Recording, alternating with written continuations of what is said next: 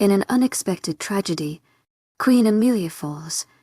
But wait, the story isn't over. Eleanor, the daughter of Artemis, wields god power and will go to any lengths to defy fate and save her queen. This is more than a challenge against death, it's a challenge against divine authority. Are you ready to join this epic adventure? Welcome to the Alpha's Love channel. If you enjoy this story, don't forget to subscribe and give it a thumbs up. Chapter 36. Amelia and grasped the dead queen's hand. Come on, babe, open your eyes.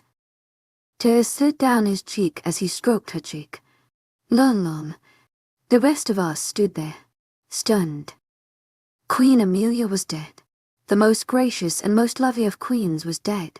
And for what? Why? Because Hero was mad that Artemis existed. Diana, we have to do something. Like what?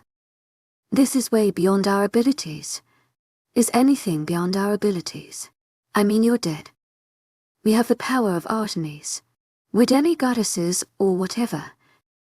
I mean, yes, but we're still just a mortal and a ghost. We have to try something. Okay. What do we try? Diana asked. I don't know. Let's just try to tap into the power within and see what happens. Okay, let's give it a go. I stepped forward, Diana with me, and stood over the body of Amelia. Her face was pale white and ashen. Her once rose, red lips were pale and pink. The red water on her shirt had dried and clung to the skin beneath. What are you doing? Edmund hissed. I don't know. Something. Anything, I mumbled, a single tear sliding down my cheek. This isn't the time. King and added, do you want me to try to save her? Or just let her stay dead? They both sighed heavily and nodded. I shook my head at the fact they both still doubted my abilities after all this time. Even if I doubted myself. Clear the room. To my agent extraordinaire, Mylen Nilben. Heartfelt thanks for your unfailing patience, enthusiasm. What? I'm about to use Artemis' powers. I don't want anyone to see. To my agent extraordinaire, Mylen Nilben. Heartfelt thanks for your unfailing patience, enthusiasm. Edmund stood and escorted everyone except Ashley and Andrew out. Do you know what you're doing? Ashley asked. I shook my head. I stepped back up to Queen Amelia's body and held my hands over her. I breathed deeply as Diana stepped up beside me. She held her hands over mine as we focused on channeling Artemis and her powers. My hands glowed the blue and entered the Queen's body, but it wasn't working. Diana, step inside me. What? Step inside me. Maybe if we combined, okay. She stepped into my body, sending an electrifying tingly sensation from my head to my toes. The blue light grew brighter, bursting from my entire body like a firework. I looked up and saw Amelia standing in front of us with Artemis. What are you doing? Artemis asked, bringing her back. I don't have that power. I shrugged my shoulders. We can't defy fate. Watch me. Eleanor, you cannot do this. I'm not letting her go because Hera is mad at you. Queen Amelia's time is not up. Her life was interfered with by another god, not the Moirai. I watched as Queen Amelia slowly lifted into the air and moved toward her body. She slowly fell into the fleshy shell that lay on the bed in front of me. Her mortal body's face changed to the rosy, cheeked woman I remembered. Her lips turned rose red as the wound in her stomach healed. She sat up quickly and sucked in a deep breath while looking up at me. I glanced at Artemis, who pursed her lips before vanishing. We're going to pay for that. Perhaps. Amelia, and cried out. She stood and grasped my hands. You saved me. I just did what anyone would do. Edmund stood, staring at me. How? My head felt like it was swimming. The room spun as nausea overtook me. To my agent extraordinaire, Mylen Nilben. Heartfelt thanks for your unfailing patience, enthusiasm. Ashley asked, stepping forward. I couldn't finish what I said. Everything went black and I could feel myself falling. The abyss was never ending as I continued just falling. Or was I floating? Either way, I was weightless and the darkness was never ending. Eleanor, daughter of Artemis, a raspy voice hissed from within the darkness. Who's there? I called out. You interfered, another raspy voice said. You stopped us from collecting our soul, a third said. Who's there? I yelled. You mustn't interfere, the first voice said again. We want our penance, the second added. You owe us a soul, the third finished. You must pay your debt, they all said together. The voices continued faster and faster, growing increasingly angrier. To my agent extraordinaire, Madeleine Nilban, heartfelt thanks for your unfailing patience, enthusiasm. I don't have any souls. You must repay the debt. We will collect. What one takes one must replace. The raspy voices were coming from everywhere. I held my hands to my ears and screamed as the darkness vanished and I woke, laying on the same bed Amelia had been. Are you okay? Edmund asked, sitting beside me. What happened? I questioned. You collapsed, Alistair said. Oh, I think I'm okay. The raspy voices from the abyss rang in my ears. Orson let out a sob and hugged me tight. Thank you. I am so sorry I doubted you. He released me and pulled Amelia into a tight embrace, kissing her passionately. You brought my mom back, Edmund continued. I pulled him into a tight embrace. I know. That can really change things, Andrew said. What? You could save us all. I don't know about that. To our agent extraordinaire, Madeleine Nilban, heartfelt thanks for your unfailing patience, enthusiasm. Why you bring people back from the dead, he exclaimed. I shook my head. I am defying the Moirai. I can't continue doing this. You must know. I really can't. This can help us win. I got off the bed and paced around. You don't understand. Saving a life affects the Moirai and I will owe souls for each one I save. What? The Moirai control all of our destinies. When I interfere with someone's destiny, I owe a soul to the Moirai. What one takes one must replace. This is way too much. I nodded. I'm focusing on the creatures and hero before the Moirai. They're just going to have to wait. What am I going to do about all of this? I really dug myself in deep here. Chapter 37. We didn't have time to really sit around and gather our thoughts. While Artemis did help us here, we had no idea what the rest of the realm looked like or how many other creatures there were. The warriors that remained packed up sacks with supplies and weapons alongside all of us as we prepared for battle. War is this war.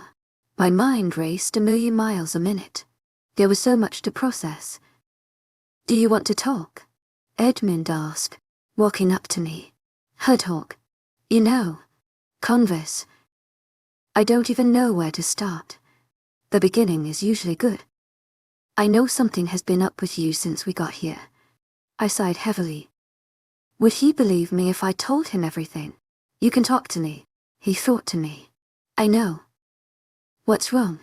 I just don't know if you'll believe me. Eddie, I've seen some really crazy shit since you came into my life. Why wouldn't I believe you now? I shrugged my shoulders. Just tell me. I don't like seeing you like this. Okay. Where to start? Okay. So Diana is with me. Diana. Who's Diana?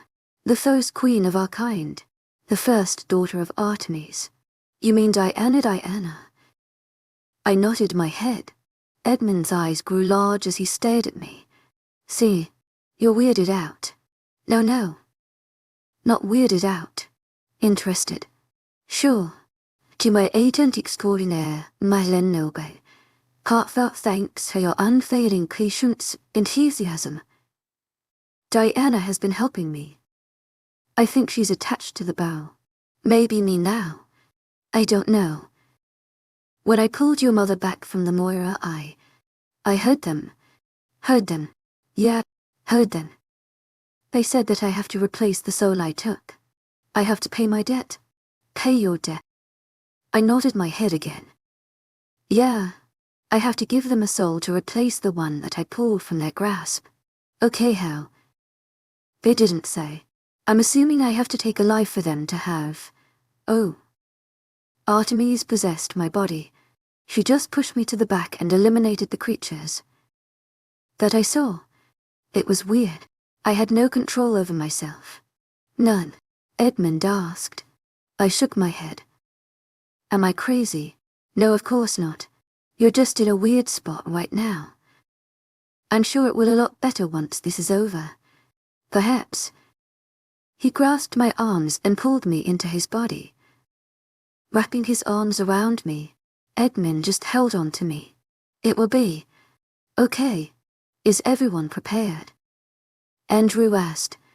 People quietly nodded their heads. They glanced around, almost looking nervous. They might have been mighty warriors, but they had never been up against something quite like this. Let's head out. Are we heading down the tunnels or taking the long way? Ashley asked. I guess the tunnels since it's faster. Let's get this done then, Alistair said, putting his pack on. Is the king coming? One of the warriors asked. Not yes. The king is coming, Orsand announced, entering the room. Dad. The king put his hand up to stop Edmund. I didn't join the last fight and everyone nearly died. The queen is alive and well, so I will be going. I cannot sit back while my son and daughter and love fight for the safety of the entire realm while I just sit here. Edmund opened his mouth to say something, but I put my hand on his arm and shook my head. He sighed heavily.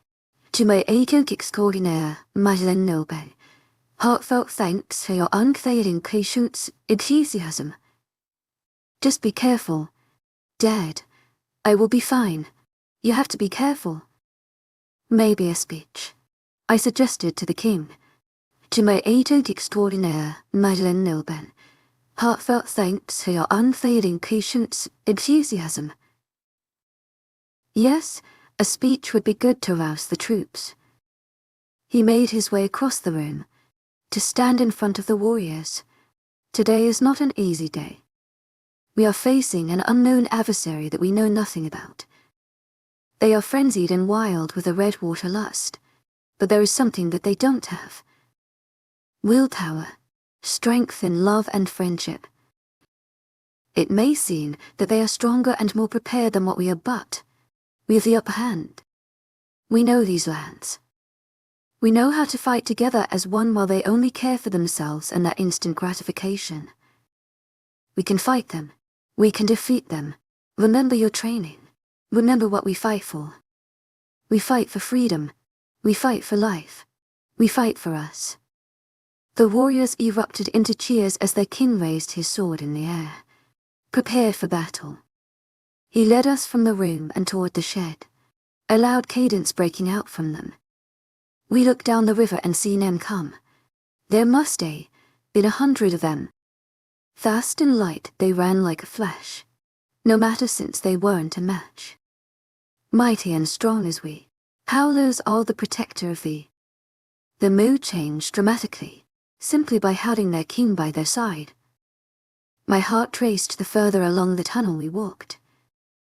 The darkness seemed never ending, as the only sounds to be heard were the cadence in our footsteps. Even the cadence eventually stopped as the eerie silence swallowed us whole. Cold air was shed down the tunnel at us. Why is it so cold?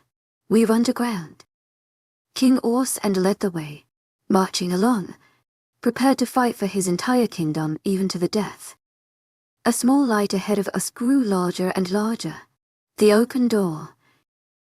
To my agent extraordinaire, Madeleine Noble, heartfelt thanks for your unfailing patience, enthusiasm. Who walked beside Orsand, motioned for everyone to stop and to be quiet. There was no way for us to know who was on the other side. He pointed to 2 of his scouts to move to the front lines. He whispered in their ears before they set off running the rest of the way. Their feet light on the ground, not making a sound. They paused at the entrance before creeping into the castle. We stayed and waited for what seemed like an eternity as they scouted the premises to make sure things were clear for enter the castle. We all seemed to hold our breath as they made their way back to us. They whispered to Andrew and King Orson before rejoining the warriors. Andrew motioned once again for us to move forward. The coast was clear and the coast was completely empty. We emerged in the stable. The entire area was quiet. So much quieter than I had ever heard of the castle before. "Where's everybody?" Edmund asked. That was a good question. Chapter 38. The castle and its grounds had never been so silent. Even the horses were quiet in their stalls. We slowly walked through the stables, looking for any sign of life for the creatures. Andrew motioned for his scouts again, whispering to them. There was furious head shaking before they returned to their spots. What did they say? King Orson asked. When they scouted the area they saw nobody, not a single person. Edmund asked. Andrew shook his head. Where did everyone go? Ashley questioned. I don't know. This is very odd. We continued around the side of the stable and into the castle. To my agent extraordinaire, Madeleine Nilban, heartfelt thanks for your unfailing patience, enthusiasm. Metallic's malice altered our nostrils almost immediately. Oh, what is that? Covering my nose. That's red water, Andrew said softly. And a lot of it. What should we prepare ourselves for? Ashley asked quietly. I honestly don't know, Andrew answered. Just keep your eyes open. Andrew motioned with hands to the warrior group, who broke off into groups and ventured down other corridors in the castle. I took a few steps closer to Edmund as we moved to the ancient part of the castle. The rooms looked identical as the last time I had seen them. The last room, though, was one we hadn't checked. The door was locked before and the keys Edmund had didn't work. King Orson turned the handle and the door creaked open. That was locked last time we were here. To my agent extraordinaire, Madeleine Nilban, heartfelt thanks for your unfailing patience, enthusiasm. King Orson asked. I nodded. We entered the room, shocked at how clean it was. It looks like someone has been here. How bizarre. Nobody ever comes back here, though. King Orson said. Nobody should be living back here. I walked around, looking at everything laying around.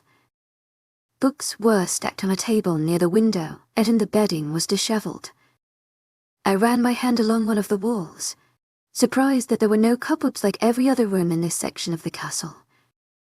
As I walked, my fingers ran along the small bump on the paneling.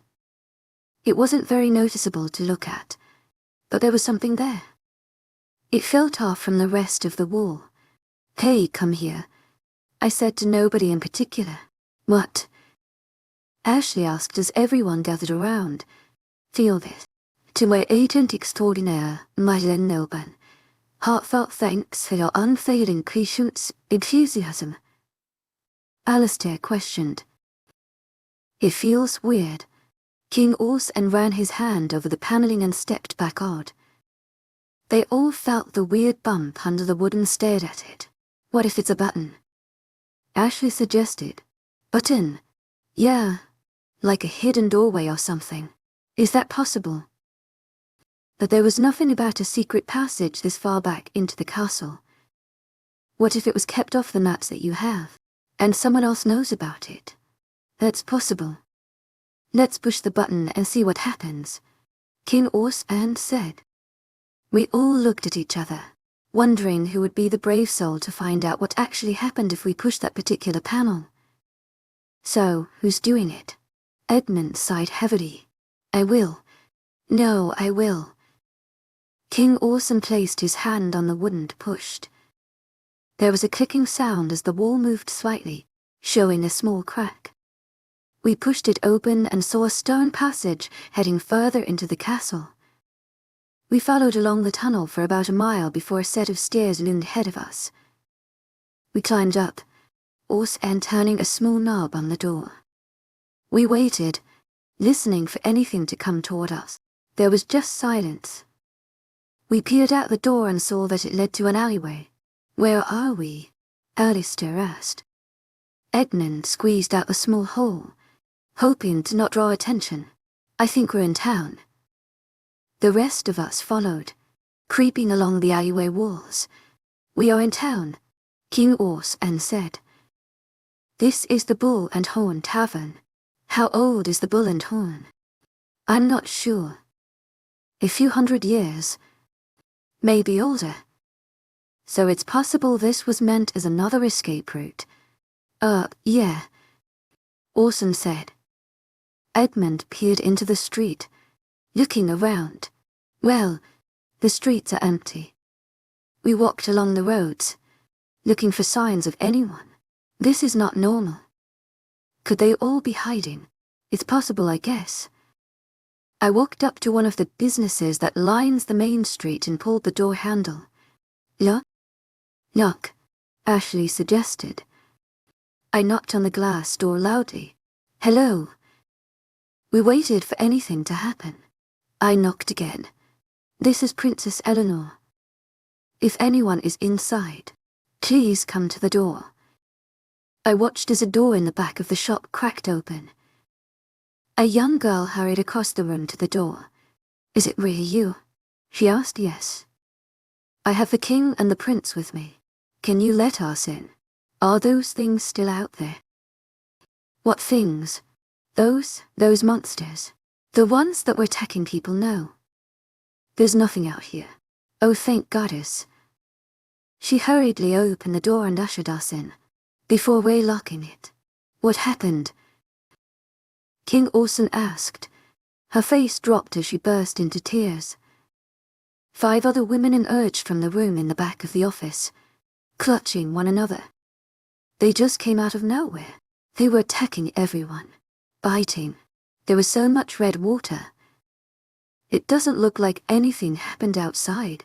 I don't know how. There were so many of them. We thought they got all of you. They were heading for the castle." We jumped and turned at the sound of someone banging on the door. Andrew sighed with relief, opening the door for his warriors. "No, close it." The women screamed in terror. "We know them. What's wrong?" Andrew asked. "The castle. We found the smell." "What was it?" Orson asked.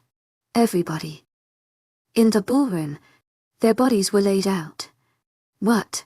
"The bodies are laid out in the ballroom. I've never seen so many people. And they're all dead." Andrew asked. The warrior nodded.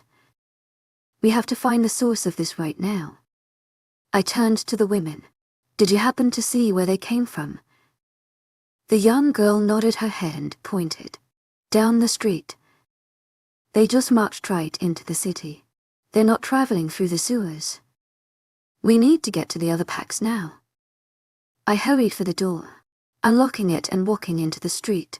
"How are you going to walk?" Edmund asked. "We're going back to the castle and getting vehicles. Then we're going to check. These things are coming from somewhere and we're finding them." Our group made the way back to the castle, finding the vehicles and keys where they were supposed to be. The men ventured to the ballroom while Ashley and I waited near the SUVs. I had no desire to see all of the death.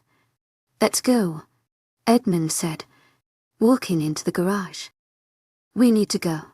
"What?" "It's just as bad in there. Let's go." We all were able to fit into 5 of the palace's SUVs. We sped through the streets, making our way to Silver Peak. I watched Alistair's usually stoic face showed nothing but worry. Was his pack still standing? Would they be decimated? We came upon Misty Pines rather quickly. The small town was completely empty. Nobody was on the streets, except a few bodies scattered around. "Where are they?" Ashley asked. "Left, I guess," Should we get out and check? For a minute. We should, Anne said, stopping the car. Hello, Edmund called out. This is Prince Edmund, King Sand, and Princess Eleanor. If anyone is here, please come out. We waited and waited. A small family hurried from their apartment above a shop with hiking packs on their backs. Edmund shouted. The man glanced over his shoulder and ushered his family down the sidewalk. Sir, please, Prince Edmund, I do apologize, but we must hurry. Hurry to where? We have to meet the rest of the town. We're leaving. To where? Sanctuary. We've heard there is a sanctuary not far from here. Others from other packs are gathering at an abandoned fort to get away from these things. There's an abandoned fort. There is. We haven't used it for centuries, though. My great-great-grandfather was the last king to keep it functioning. Come with us, the woman said. You can be safe with us. Thank you. To my agent extraordinaire, Madeline Nilben, heartfelt thanks for your unfailing patience, enthusiasm. But we're trying to find more survivors and where these things are coming from. She pursed her lips and nodded. Be safe. I nodded as we climbed back into the SUVs. The drive to Silver Peak didn't last long. There was no enjoying the scenery. As we entered the town, we saw some people standing near the town hall. Orson brought the vehicle to a screeching halt as Alistair jumped out. To my agent extraordinaire, Madeline Nilben, heartfelt thanks for your unfailing patience, enthusiasm. Alpha Wesley, Beta, a man called to Alistair. Beta, to my agent extraordinaire, Madeline Nilben, heartfelt thanks for your unfailing patience, enthusiasm. Alistair ran up the stairs, taking them 3 at a time as Ashley ran close behind. He stopped short and let out a scream. We hurried up to him and looked at what he screamed about. His Alpha lay in front of the building, red water pouring from the wounds on his body, gasping for air. Chapter 39. Alistair fell to his knees, sobbing as he cradled his Alpha's body in his arms. To my agent extraordinaire, Madeline Nilben, heartfelt thanks for your unfailing patience, enthusiasm. He asked between sobs, Please, be okay. I watched as Alpha Wesley lifted his hand, reaching out to Alistair. His lips moved, speaking something only he could hear. Wesley's eyes rolled to the back of his head and his arm fell to his side. To my agent extraordinaire, Madeline Nilben, heartfelt thanks for your unfailing patience, enthusiasm.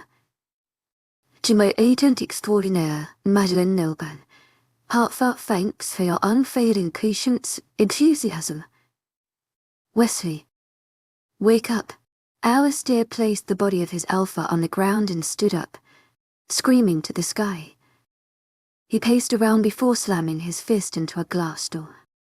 It was jarring to see the usually stoic Alistair in such a state of distress.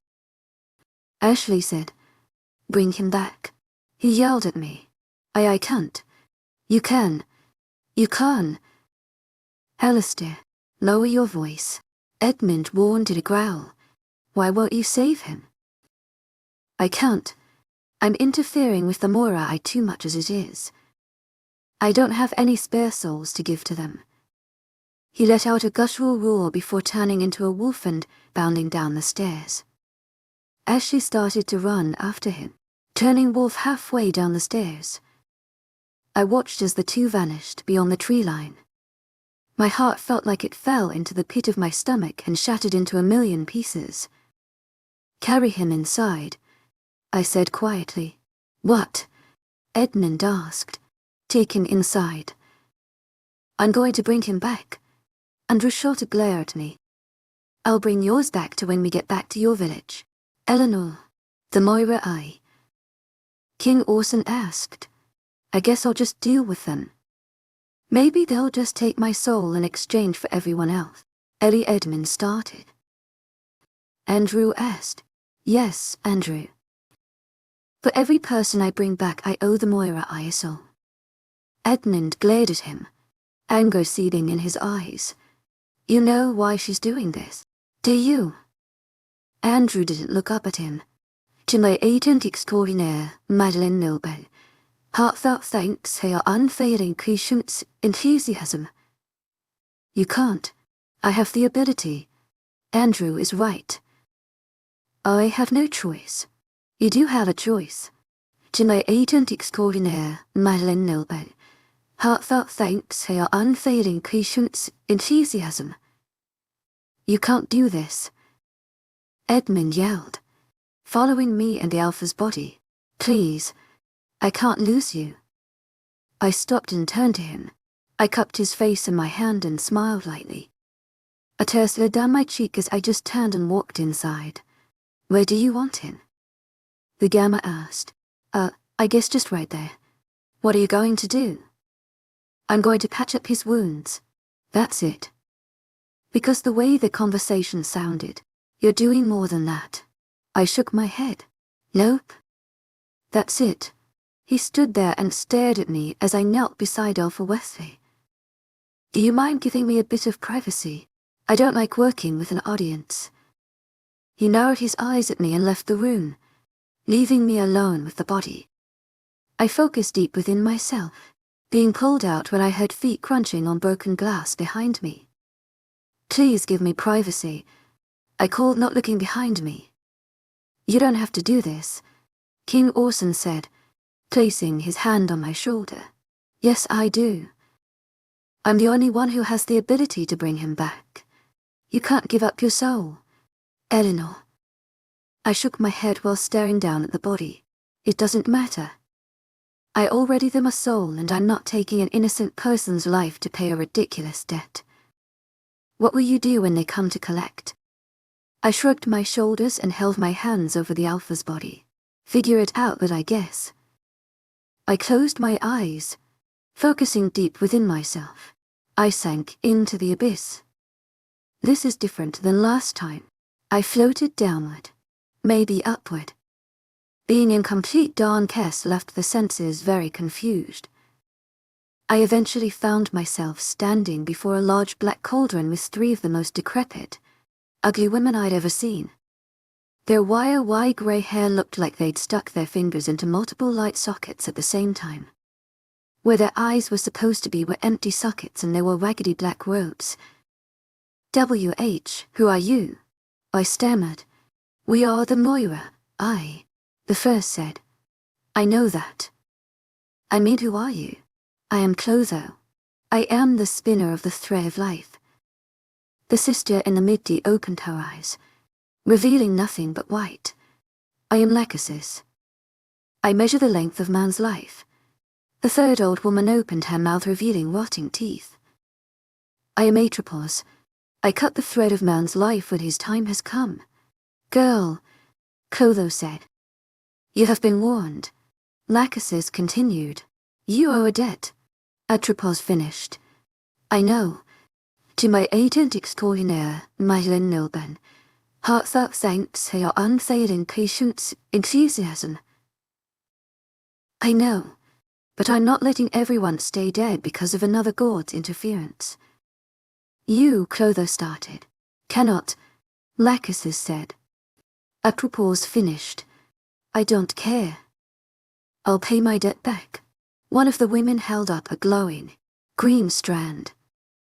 It pulsed in her haggard hand before she turned to hold it over a massive pit. I walked around the Kudwan and stared into it. I could see souls swirling around, heading deeper and deeper. Moans and screams faintly reaching the surface. What is this? This is where we keep our souls. All of them. Yes, child. All of the souls that have come and gone are from our collection, Clotho said. The one you're holding is the one you seek, the young Alpha. One of the abominations of Artemis. Lachesis shook her head, the spindly little hairs bouncing in every direction. We're not abominations. You are not human. Atropos nearly hissed at me. I am. Well, I mean, Half human. Noah. I am. You take our souls, don't you? Yes. All souls are ours, they said together. I want his soul. You will owe a debt, they repeated. Yeah. I know. I already owe a massive debt. Just give me his soul. In fact, give me every wolf soul that has died today. The three haggard Moirai turned to look at me. You heard me. I want them all. I'm not doing this every time I try to collect what doesn't belong here. That will require more than just souls. The Moirai I held the soul up. I'll make you a deal, I said to the three. We are listening. If you give me all of the souls I want, once we defeat whoever's behind this, I will give you my soul. You are but one mortal. Yes, but I am the princess of the entire wolf realm. Clotho pondered. Royalty. Lacus stroked her pointy chin. We have not had a royal soul in many years. Atropos nodded her head.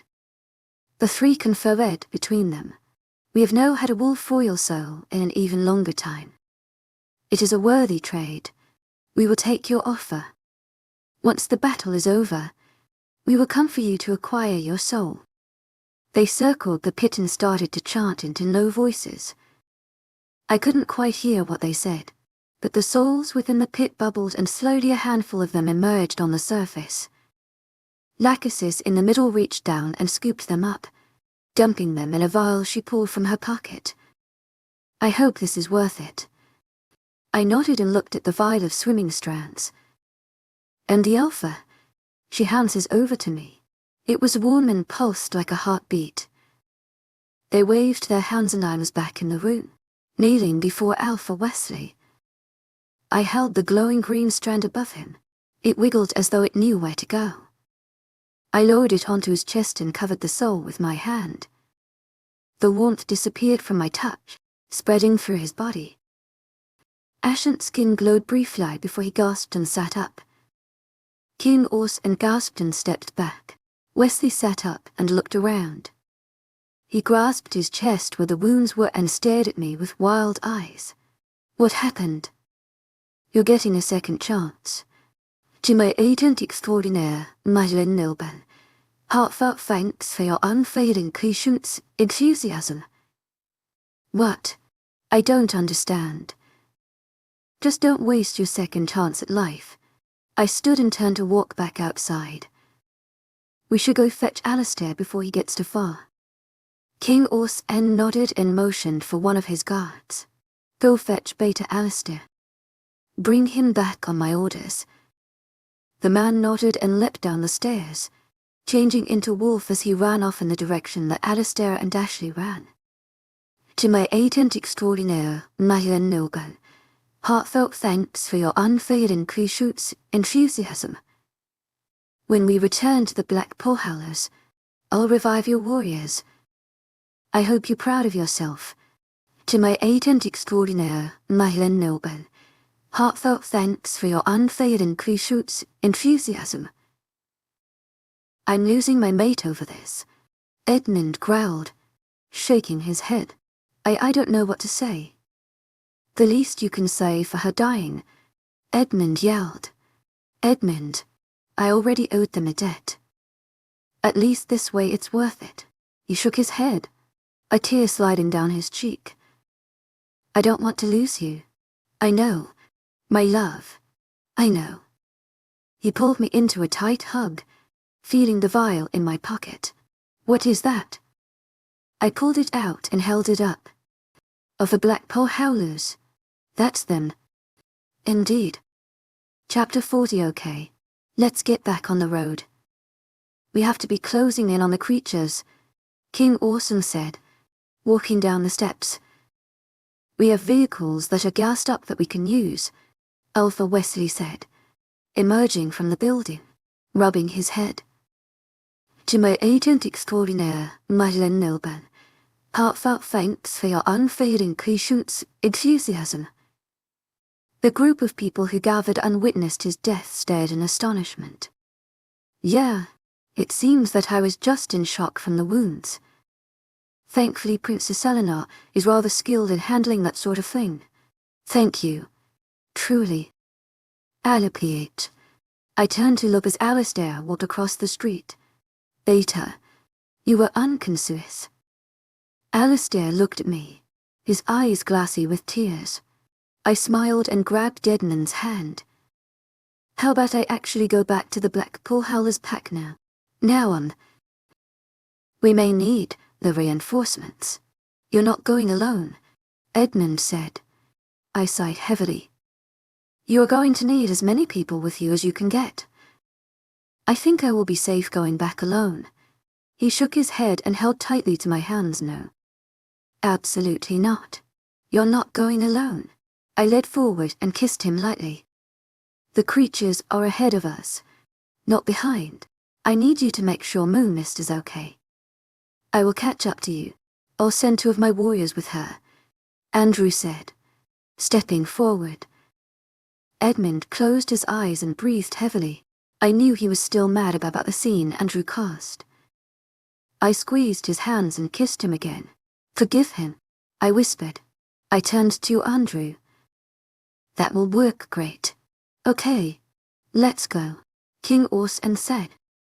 I watched as the group loaded into freshly gassed vehicles before trekking my way back to the Blackpool village.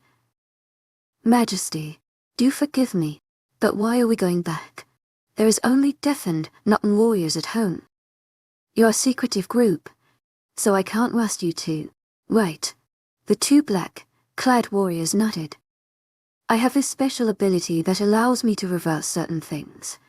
Death, like death, yes. And hoping that the additional warriors will help us. How it's hard to explain, I muttered. Is it magic? The other asked. I don't think so. I'm not really sure what it is. I don't even really know what I am. To my agent extraordinaire, Moirai Noble. Heartfelt thanks for your unfailing patience, enthusiasm. I shook my head. Don't think too deeply about it. It's a long and confusing story that I don't think I should divulge. At least, not yet. I'm sure it will eventually be revealed to all. They both nodded and remained fairly silent as we made our way back to Winter Lake. The streets were desolate as we traveled toward the castle. I brought the car to a stop outside the doors of the castle. It looked quiet and bare. Not a soul stirred within. Will you bring back the dead inside? I hadn't thought about them. The truly innocent who should never have been harmed in this war. I suppose I should. Where are they? I think the ballroom. Majesty, the warrior on there. Okay, then I guess we go there first. We made our way through the hallways until we reached the massive doors to the room. A space that is supposed to be for celebrations and official business. I guess holding dead bodies was official business. Are you ready? Ma'am. I swallowed hard. Is anyone really ready for this kind of thing? We can do this. I glanced over at Diana, who was still with me. I wondered if she would be with me forever. I nodded and the warriors pulled the doors open. An overpowering stench of rotten death. One of the warriors bent to the side and vomited as I tore a strip of cloth from my shirt and tied it around my face in a feeble attempt to stop the smell from assaulting my nostrils. Ma'am, do you need us? I shook my head and continued forward. The bodies were lined up in 3 rows, covered in sheets with dried red water stains. Is this a good idea? Diana asked within my mind. Who knows? I mean, I already owe the Moirai and my so who cares at this point? You know you have to pay them. Right. There is no avoiding the Moirai. Yeah. I know, but I might as well save as many as I can in the meantime. Diana stepped back and shook her head. I don't think giving up your soul is the right answer. Right answer or not, I already promised, so it can't be undone. Right. She shrugged her ethereal shoulders and crossed her arms. This is a big job. These are a lot of people. Should I do them all at once? Or one at a time? I knelt beside one of the bodies and pulled back the sheet a bit. The lifeless face of a red, Headed boy stared up at me. Oh, Goddess. Reuben. The kitchen boy who made our coffees had slashes across his face, the skin peeling back, revealing the muscle and bone in his face. I stood before the dead bodies, trying not to vomit, and took a deep breath. I decided to do them all at once, or at least try to. Here goes. I held my hands up, focusing deep within myself as I had before. The black abyss crept over me, but I fought it this time. Nope. Nope. We are not going back to the Moirai. I already know what they want. It's not happening. Girl, Clotho called to me. You steal. Lachesis shouted. More from us. A trooper screeched. No, I screamed as the bright blue light shot from my hands as I continued fighting the pull. I opened my eyes and watched the various blue, green, yellow, and orange souls pour out and into their bodies. People began to sit up and pull the sheets off. I was afraid for a moment about what they would look like. Would they still be torn to pieces? What happened? Reuben asked, looking at me. The slashes on his face were gone. You're okay. I dropped beside him and held him tightly. Thank goddess you're okay. I openly wept as everyone stood and checked themselves and each other out how. It's long a story. To my agent extraordinaire, Madeleine Nilben, heartfelt thanks for your unfailing enthusiasm. But you're all okay. Just find somewhere safe to hide. To my agent extraordinaire, Madeleine Nilben, heartfelt thanks for your unfailing enthusiasm. They murmured amongst each other as I hugged Reuben again. I have to go. You stay safe. To my agent extraordinaire, Madeleine Nilben, heartfelt thanks for your unfailing enthusiasm. I brushed his shaggy red hair out of his little face. He was so sweet and so young. For only the second time since I started bringing back the dead did not regret it. I ran out of the ballroom and right into the two warriors who were waiting. What are your names? Wiping at my face. What? Your names? What are they? I'm Kyle, the man said. And I'm Mary. To my agent extraordinaire, Madeleine Nilben, heartfelt thanks for your unfailing enthusiasm. Kyle. To my agent extraordinaire, Madeleine Nilben, heartfelt thanks for your unfailing enthusiasm. Why did you want to know? I'm not spending this much time with the two of you to not know who you are. Is everything okay? Majesty. I nodded. Let's go bring the rest of your warriors back. The door in the stables was wide open and eerily silent. I stood there for a long moment. It would take us at least 2 hours to get to the village. While the tunnel was a lot shorter than the long way on horseback, it was still a long time.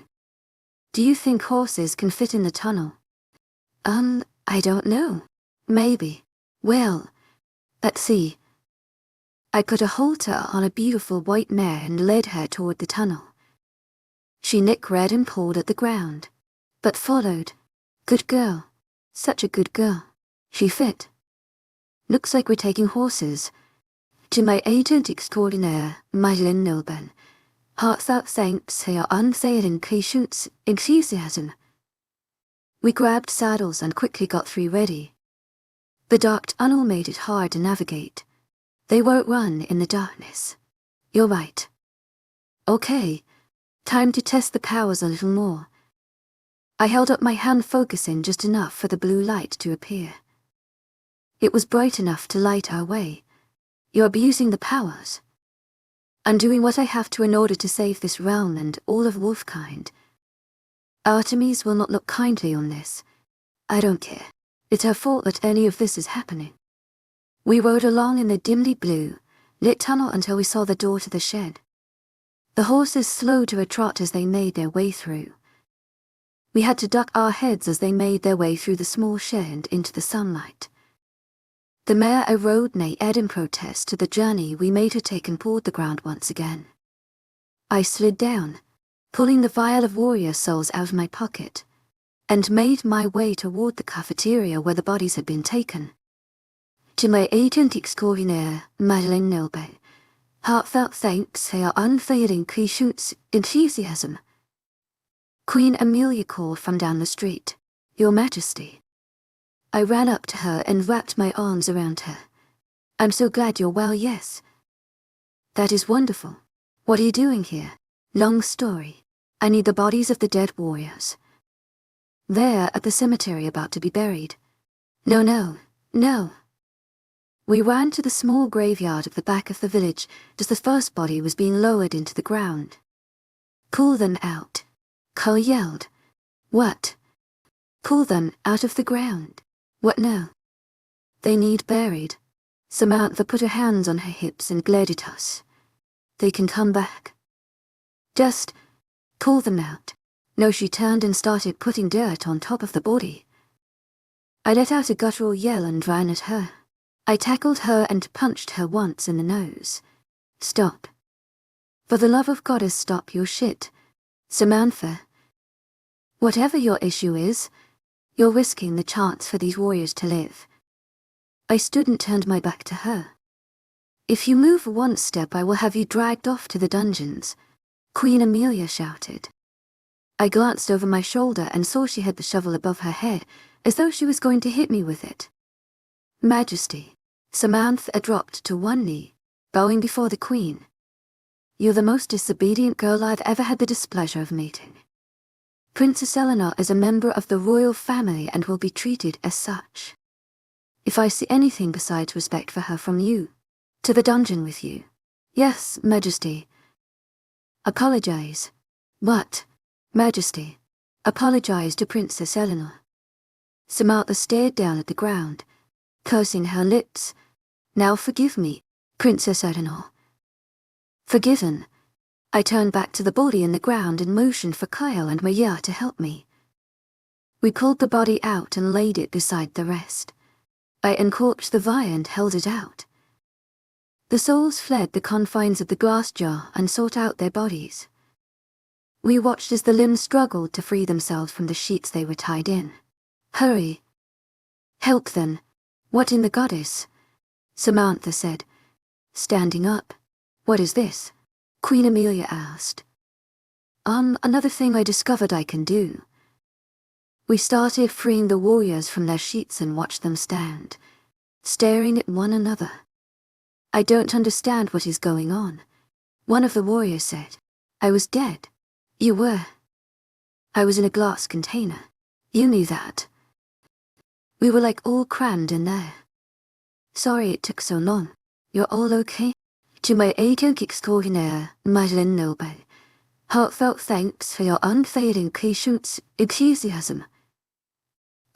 We have to leave. All of us. We need to get to Moon Mist. Why, what is going on? Queen Amelia asked. The creatures had been steadily attacking every pack. To my agent extraordinaire, Madeleine Nilbe, heartfelt thanks for your unfailing patience, enthusiasm. Then let's go. She turned to a group of warriors standing to the side. Saddle horses. We ride in 10 minutes. Mother, I do not think Father will be happy if you fight. He has no choice. He's not here. We all fight. I admired her for her resilience. Let's ride. We walked back to the shed and waited for the others. We need torches. I climbed into the saddle of the white mare I rode up on and waited as Queen Amelia and the others trotted up to us. We're riding through the tunnel. Aye, Kyle said. With torchlight, it will be easier. What about when we get to the other side? Samantha asked. Cars are waiting. Let's go. I led the way, carrying a torch as the mare ran along the path. It was nearly night when we finally reached the cars. We wouldn't reach Moon Mist until tomorrow. Hopefully, we won't be too late. Chapter 41. Getting to Moon Mist seemed like a breeze since we didn't stop off anywhere. The ride was surprisingly silent as we watched for signs of King or Sand and Edmund. A terrible feeling grew in the pit of my stomach. They're in Moonmist. Something is going on at home. You can't be sure. To my agent extraordinaire, Madeleine Noble. Heartfelt thanks for your unfailing patience, enthusiasm. Your mage mother. I just know it. She reached back to me and patted my arm, a sympathetic look in her eyes. She knew as well as I that the problem was in Moonmist. The driver slammed on the brakes and came to a screeching halt, throwing us all forward. What the hell? I yelled out. What is that? We all looked through the windshield at one of the creatures. It stood in the middle of the street, covered in red water. It looked at us through narrowed eyes and let out a high-pitched shriek. I grabbed the bow and an arrow, standing up through the sunroof. The creature ran toward us as I no-ked the arrow, letting loose before it could reach us. The creature fell to the ground, dead. We all climbed out of the vehicles and slowly approached. I bent over the hideous thing, staring at it. It's not quite what I thought, Queen Amelia said. It almost looks human. Vampire? Samantha asked. I don't think so. It's out during the day and look at the teeth. To my agent extraordinaire, Madeleine Noble. Heartfelt thanks for your unfailing patience, enthusiasm. Putting back the lips. It's not just the typical fangs. The teeth are all razors. What is it then? I'm pretty sure it's just a hell beast. It looks like the things that attacked us. Diana thought to me. They do. Yes. We didn't know what they were either. Artemis did not know at the time either.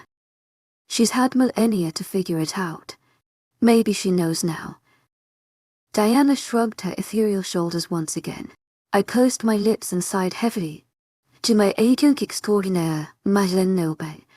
Heartfelt thanks for your unfailing patience, enthusiasm. We don't have time to wait around. Let's do something with this and get going.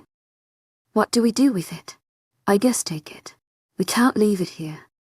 Put the body in the trunk of one of the SUVs, Queen Amelia said, walking back to ours. And not mine. I don't want to see that thing again. We continued along the forest road until we reached the outskirts of Moonmist. We saw the royal SUVs parked across the road, seemingly blocking anyone from going in or anyone from getting out. Where's everyone? I don't know. I don't like how quiet everything is, Kyle said, climbing out of the SUV. We walked toward the abandoned vehicles and saw nothing. Something had to have made them stop here. Princess Eleanor, you're from Moonmist. Do you know the way? I nodded. The town is about 3 miles down the road. I guess we're walking the rest of the way, Queen Eleanor said. Or running. We can shift and run. That would probably be the best way to get there quickly. I placed the bow on the ground and shifted before picking it up carefully in my mouth. I glanced over at Diana and saw her shift even in her ethereal form. Her fur was surprisingly similar to my own, a beautiful silver, blonde. You shift. I am Wolf. But you're dead. Yeah, but I can still shift. I sprinted down the street, quickly followed by the rest of the warriors and Queen Amelia. We made good time getting into the town. I sniffed the air and picked up the faint scent of red water. Red water that was all too familiar to me, Dad. I followed the trail to the meadow beside my father's estate. The creatures were lined along the tree line walking on sand. Edmund, my father, and the other warriors stood opposite. I ran to where my father stood beside King Orsand and Edmund. I looked my father up and down and noticed that his nose was bleeding. Dad's fine. Another smell drew my attention though. The fur on my haunches rose and a low growl formed in my throat as I turned to see something that should have surprised me a lot more than it did. Harmony. She stood with the creatures in wolf form. What is going on? What is she doing? I glanced up and down the line of wolves and noticed Alex standing behind Alpha Anwar. He stared at the ground, tears staining his cheeks. I shifted back to human as did the others. What the hell is going on?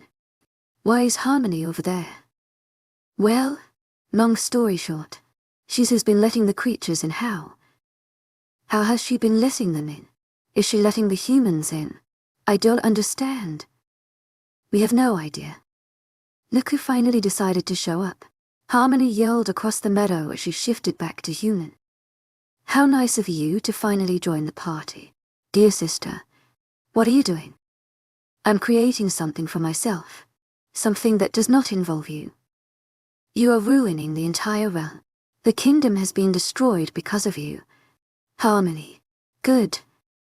Why should I care when such a selfish person takes everything from me? Who took what from you? You Princess Eleanor. I mate with an alpha, so you have to go and force a mate with the prince. You're kidding, right? You're mad about who I mated with. This is about me and the prince. What is wrong with you? No, not just that. I've lived in your shadow our entire lives. You think you're so special. What, because you're the daughter of Artemis? Because that vile goddess chose you. What did you say? You heard me. That's not your sister. What? I looked over at Diana. That is not your sister. Can't you see it? See what? Focus. Eleanor. Focus and look. I closed my eyes and did as Diana said. I focused deep within. I looked for Artemis. A voice said from beside me. I opened my eyes and looked to see Artemis standing there. To my agent extraordinaire, Madeleine Noble, heartfelt thanks for your unfailing patience, enthusiasm. You found who is responsible. I nodded my head. My sister. But she's not my sister.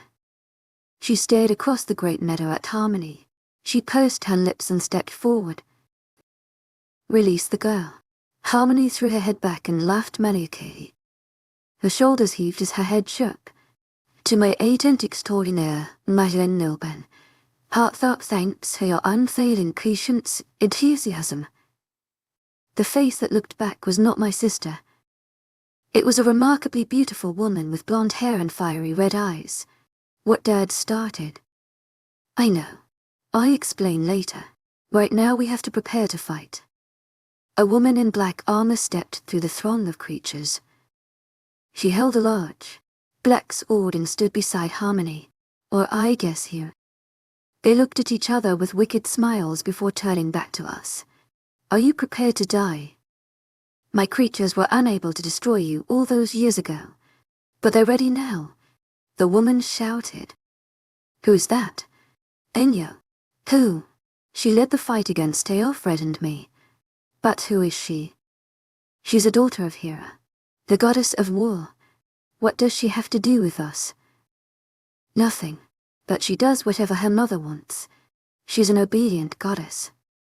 Like a goddess should be. What Artemis is not. What do we do? A warrior asked from back in the ranks. We hold ground and wait. We fight. We do not give up. We do not fight for ourselves.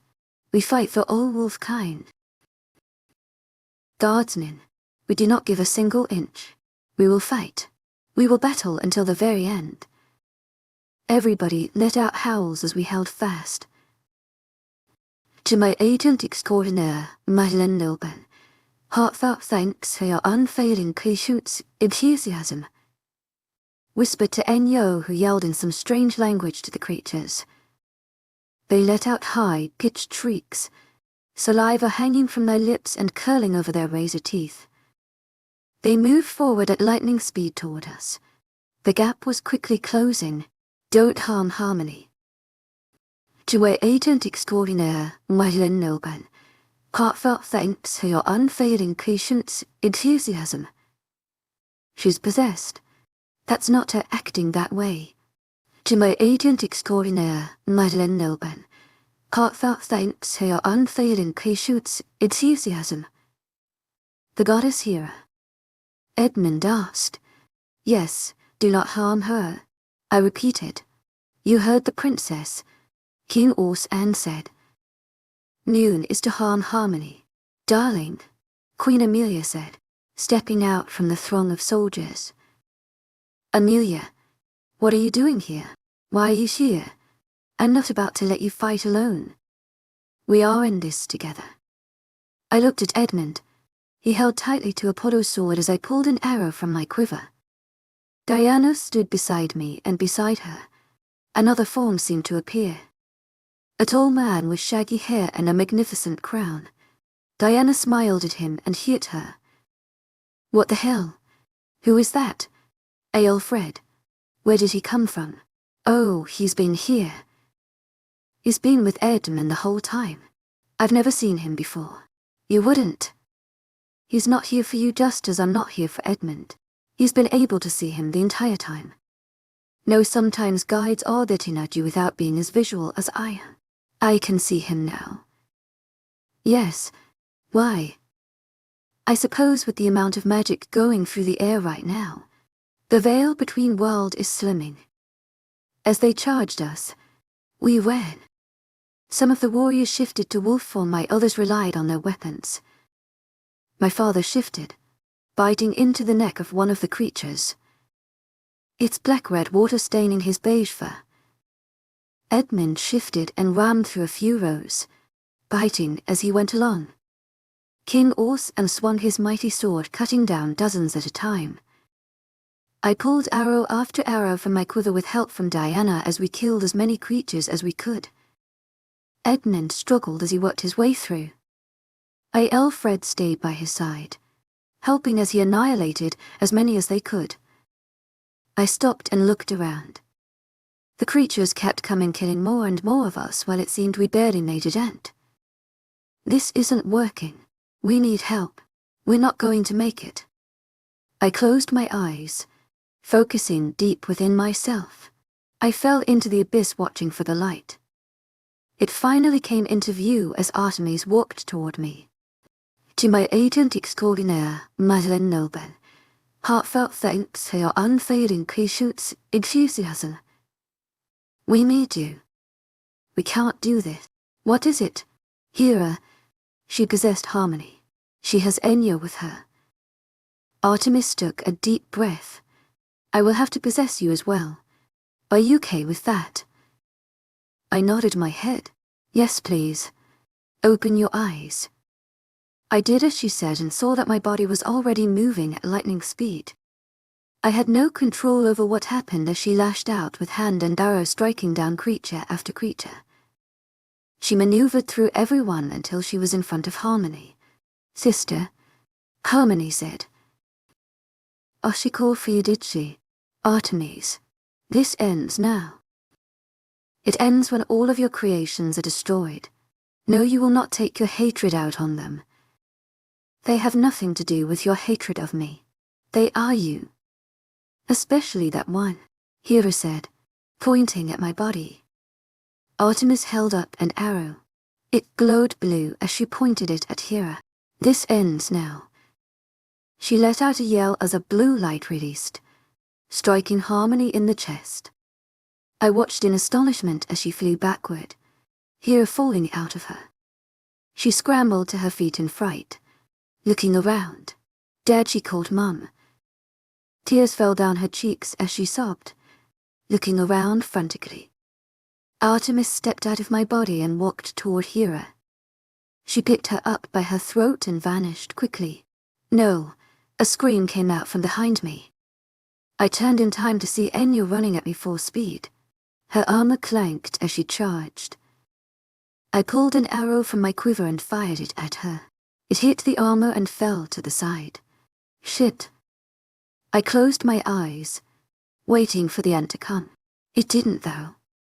I opened one eye and saw Edmund and the sword of Apollo. He plunged it deep into the armor, withdrawing it as she sank to the ground. Red water spilled from the open sides as Enya fell to her back. What is this? You will leave. You will go back to the hell from which you came. Her eyes closed and her body vanished. I spun around, looking as the creatures stopped in their tracks, disappearing just as Enya had. What happened? Edmund asked. I don't know. Enya is gone. Hera is gone. They are going back to the depths of Hades. Diana said. Just like that. She nodded her head. It is over.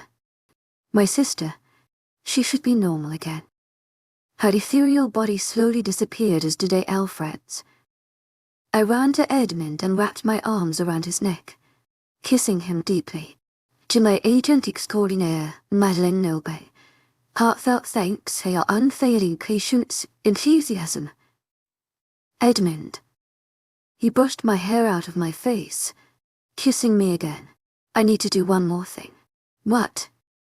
Bring them all back. I motioned to the field of bodies laying still now. I already own my soul. I'm getting my worth out of it. I stood and raised my arms, willing the souls back. I'd gotten better at ignoring the black abyss when I wanted to. The souls poured forth from my fingertips, once again seeking their bodies. I dropped to my knees when it was finished. Exhaustion took over. I had not slept well since everything started, and it was finally catching up. To my agent extraordinaire, Madeleine Nobe, heartfelt thanks for your unfailing patience, enthusiasm. A familiar voice asked behind me. I turned my head to see my sister standing there, holding herself. Harmony, is it you? I don't know what happened. I smiled weakly. I am so sorry for whatever I did. Dropping to the ground beside me, and wrapping her arms around my neck. It's not your fault. Harmony, Hera possessed you. I couldn't stop her. I tried so hard to fight back. I am so sorry for everything. I didn't mean any of those terrible things. I know. We sat in the middle of the meadow hugging. The war was finally over. Hera was gone. Where she went, I didn't know. I'd have to ask Artemis later. Perhaps before I repaid my debt to the Moirai. Chapter 42. I didn't want to let Harmony go. It felt like forever since we were even a little normal. We both cried as the weight of what happened finally lifted. Peace was not to be mine for long, though. The black abyss crept up, taking over everything. I fought it as hard as I could. I was so mentally and physically exhausted, though, that it was not hard for it to force me into the downward spiral. Now what? To my agent extraordinaire, Madeleine Nobe, heartfelt thanks for your unfailing patience, enthusiasm. Into the pith blackness for what felt like ever, until I was landing in the cavern in front of the Moirai once again. It is time. Atropos sneered at me. To repay. Narcissus smiled smugly. Your debt. Clotho finished.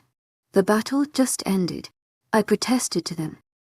They shook their haggard heads at me, and we have come to claim our payment. They stirred a large, long wooden spoon in a cauldron in front of them. The contents green and bubbling and glowing. They withdrew the spoon with some of the green liquid on it. Drink, they commanded, shoving the spoon at me. No, we said drink. They commanded once again. Why we need to extract your life thread. My life thread. What is that? The thread of life, Narcissus said, her smile spreading ear to ear. Is what keeps, Clotho continued. Mortals on the earthly realm. Atropos finished, digging in a bag next to her. So I drink this and you get my life thread. To my agent extraordinaire, Madeleine Nobe, heartfelt thanks for your unfailing patience, enthusiasm. Then what? I questioned. We cut. Atropos held up a pair of shears. Your life thread. Clotho nodded. And colicked. Narcissus held out a vial. Your soul, they said together. Can they not say just one sentence? Does it have to go between them all? To my agent extraordinaire, Madeleine Nobe, heartfelt thanks for your unfailing patience, enthusiasm. Then the debt is repaid. You cut. Debt repaid. You won't go after anyone else. To my agent extraordinaire, Madeleine Nobe, heartfelt thanks for your unfailing patience, enthusiasm. Now drink. The potion. I took a deep breath and stepped toward the spoon. To my agent extraordinaire, Madeleine Noble, heartfelt thanks for your unfailing patience, enthusiasm. You promised. I drink. You cut. Debt repaid. I sipped at the sour, bitter, and rotting, tasting mixture. It felt 1,000 swords stabbing my throat at the same time as it slid down to my stomach. Oh, that is terrible, I sputtered. Working. To my agent extraordinaire, Madeleine Noble, heartfelt thanks for your unfailing patience, enthusiasm. I looked down and saw a golden glow climbing up my body. I felt light. My head spun as Clotho reached out toward my breast and plunged her cold, bony fingers into my heart. She pulled her hand back, taking with her a long, golden thread that felt like it was unspooling right in my heart. What the hell is that? To my agent extraordinaire, Madeleine Noble, heartfelt thanks for your unfailing patience, enthusiasm. Life. That's it. A literal thread. That's what you want. Yes, Clotho said. Your entire life. Lachesis continued. Is in this thread. Atropos finished. Atropos held up the shears, waiting. I watched as Clotho and Lachesis held my life strand in the air and pulled it tight. I chewed my bottom lip as the scissors neared my life thread and closed around it. What is this? Lachesis asked, as the scissors clapped around the thread, but it wouldn't cut. What magic are you doing? Atropos screeched at me. The debt must be repaid. Clotho shouted, snatching the shears from her sister. So, cut the thread.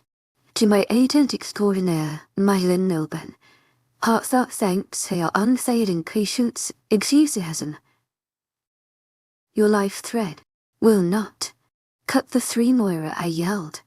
Why not? I questioned. The only way this can happen is if the mortal is not mortal. They all pondered, staring at the glowing, golden thread. You're mortal. They turned their haggard heads toward me. I thought so. I was born. I mean, I am the daughter of Artemis, but I was born from a human, daughter of Artemis. Born of a mortal. Is she immortal? They continued pondering amongst themselves as though I was not there. You must go to Zeus, they finally announced. Wait. To my agent extraordinaire, Madeleine Noble, heartfelt thanks for your unfailing patience, enthusiasm. Hold on. What? What about my debt? Debt is repaid. The thread was cut but not severed. They said in unison, I'm not going to Zeus. This is insanity. To Zeus. They yelled with a wave of their hand. I felt my body shoot into the air like a comet. I ascended high and fast until nothing but light surrounded me. As my eyes adjusted to my surroundings, I fell hard to marble below in front of the mighty throne. WHH-AAA Eleanor, daughter of Artemis. A mighty voice resounded all around me. I scrambled to my feet and looked all around me. What is this? Welcome to Mount Olympus. Eleanor, daughter of Artemis. You can call me Ellie. I turned again and looked at the very large, toga-clad man in front of me. You are the daughter of my daughter. To my agent extraordinaire, Madeleine Noble, heartfelt thanks for your unfailing patience, enthusiasm. He nodded his head slowly. I looked to his left and saw an angry Hera sitting on her throne. Enuacha. No way. She's why this is all happening. I yelled. I felt a light hand on my shoulder giving it a squeeze. Artemis smiled at me as Zeus laughed. I don't understand why one. I'm here. To he s laughing. 3 why she's right there. Eleanor. What? No, it is not. Shush. Do not shush me. You nearly ruined all of kind. You are an evil goddess. Zeus continued laughing his booming laugh. It sounded like thunder, honestly. You are my granddaughter. shaking his head. The temper and all. Indeed. She did not get my patience. Will someone tell me what the hell is going on? You have proven yourself worthy. Worthy of what? Joining us. Joining you. Awakens extraordinaire, Moirai noble. Heartfelt thanks for your unfailing patience, enthusiasm. Huron Olympus, you were willing to sacrifice yourself to save your entire kingdom. Your reward is to join us. I don't want to. Awakens extraordinaire, Moirai noble. Heartfelt thanks for your unfailing patience, enthusiasm. Looking at Zeus. You don't want to. No, I like Earth. I love my mate. I want to be with him. Zeus sat back scratching his chin. You do not wish for immortality. According to the Moirai, I already have that. They couldn't cut my life thread. I've never been turned down before. Well, I guess there's a first for everything. So where's the elevator straight back to Moon Mist? I want to go home. Now, Edina. Let's think about this. Nope. There is nothing to think about. I want to go home. We can circle back to this whole immortal Mount Olympus thing some other time. He let out another booming laugh. You enjoy Earth that much? Kind of. I mean, it's not terrible. I have a pretty good life with some really good people in it. I want to go back. Artemis, what say you? I do need someone to watch over my wolves. There is no one better than my own daughter. Very well. If I send you back, nobody will remember anything of your identity. My identity.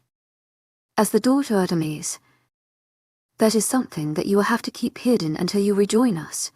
Oh, okay. I guess. I can't even tell Edmund. No child. Not even the prince. Awakens extraordinaire, Moirai noble. Heartfelt thanks for your unfailing patience, enthusiasm. Can I ask one favor?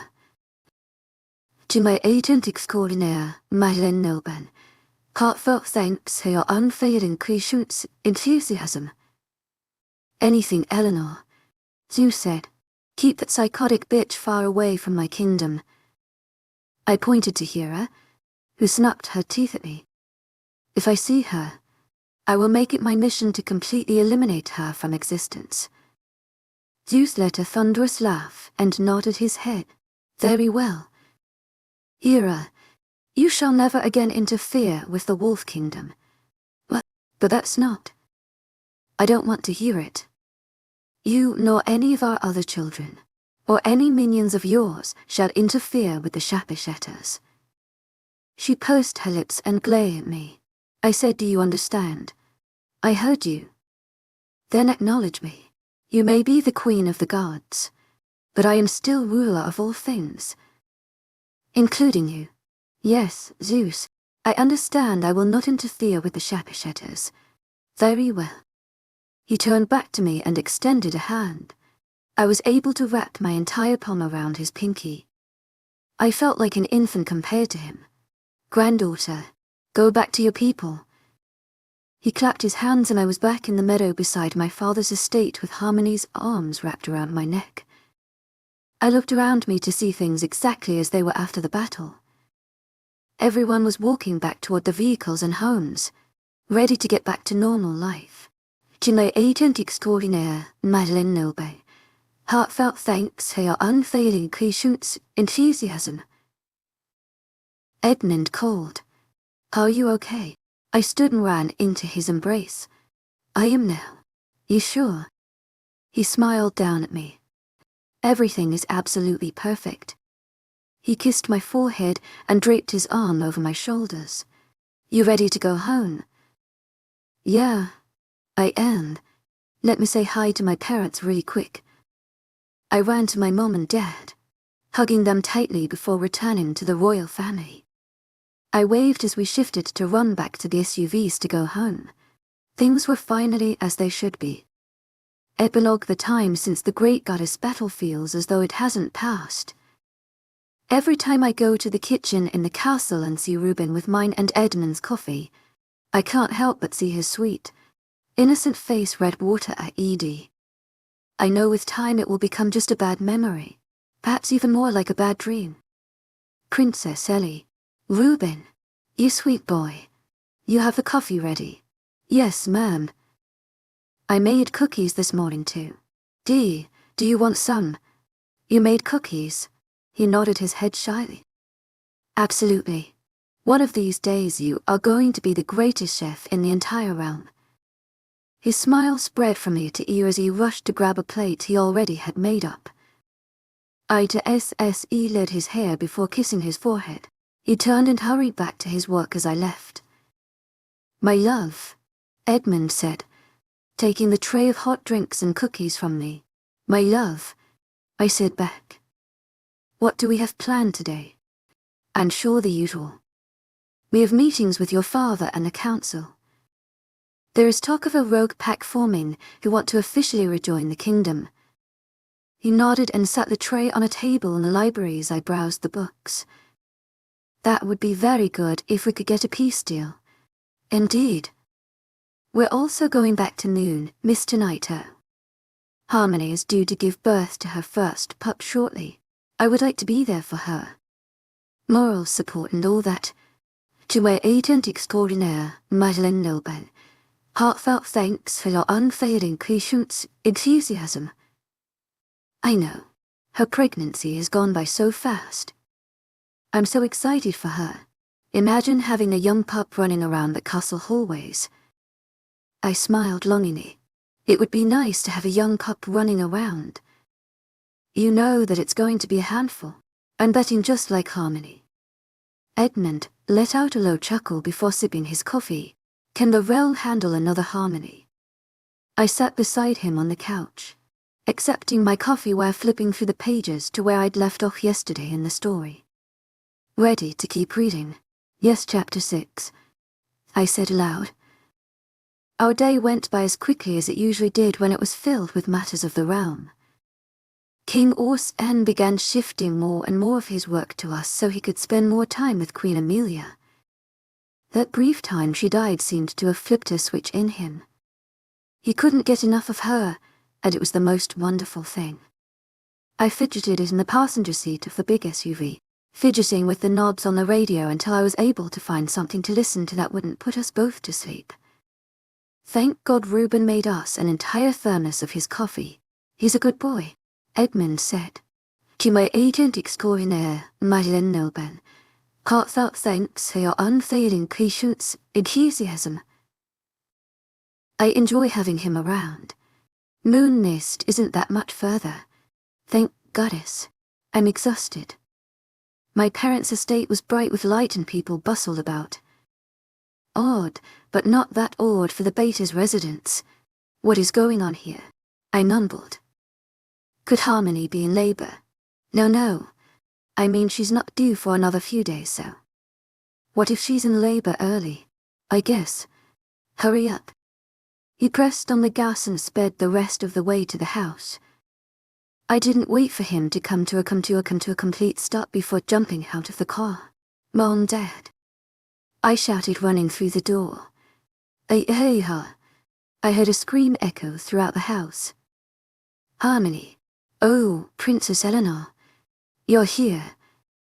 An older maid said, dipping into a quick curtsy, her arms full of linens. What's going on? Is Harmony having the baby? I'm the young future Luna. How exciting. Oh, it's baby time, I exclaimed excitedly. I followed the woman to the top of the stairs and down the hallway to Harmony's old room. Why is she here?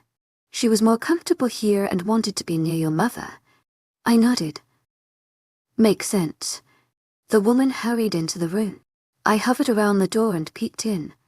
To my agent extraordinaire, Madeleine Nobel. Heartfelt thanks for your unfailing patience, enthusiasm. Harmony cried between grunts as she pushed. You're here. I cautiously walked up to her side and took her hand. To my agent extraordinaire, Madeleine Nobel.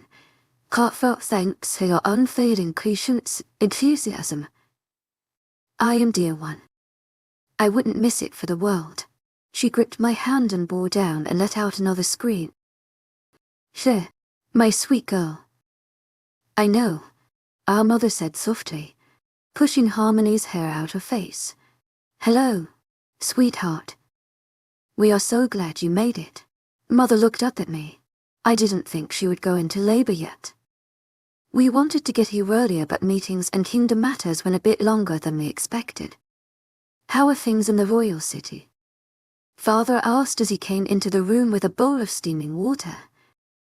Everything is going wonderfully. Lots of peace.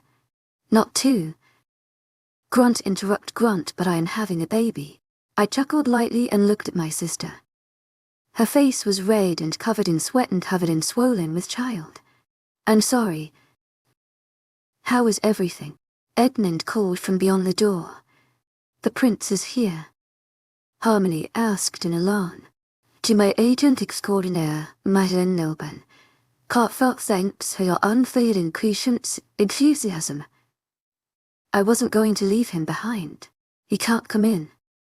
He will see absolutely everything. I let out a loud laugh.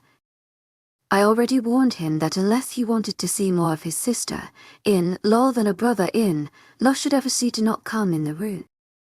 Oh good, good. You are doing such a great job, honey. I am so proud of you, Alex said, leaning down to kiss her cheek. Okay, Harmony.